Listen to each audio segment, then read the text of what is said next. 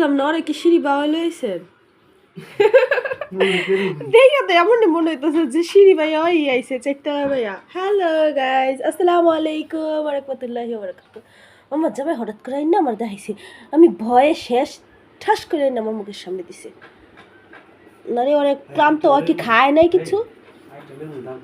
দেখছো আমার জামাই কইতাছে কি আরেকটা লেমু কম দাম আছে, এটা 2000 টাকা দাম আছে, 1600 টাকা দাম চাইছে। কত দাম চান? একদম 1500 টাকা কইছে, তো বাড়া ওরা গ্যাসার করে 1300 টাকা দাম। অনেক কইতাছে আরেকটা লেমু কত?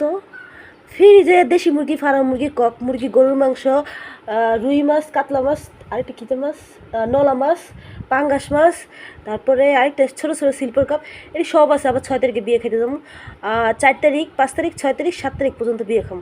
তাহলে আমি এত গোছ দিয়ে কী করবো? অসুস্থ মানুষ, রুগী মানুষ। আচ্ছা ওই কি আমার মতো অসুস্থ হয়েছে? ও ফ্রিজে তো কবুতরও আছে, এটা তো ভুলে গেছি। আমার জামার কবুতর গেলি না অসুস্থ হয়ে গেছে, কার জানি মুখ লাগছে। আমার জামার অনেক কষ্টের, অনেক শখের, আদরের, ভালোবাসার কবুতর। এই কবুতর নিয়ে আরেকদিন আমি একটা ভিডিও করব। তার মানে এটা মানে শাহাদাত হয়ে যাবে এখন।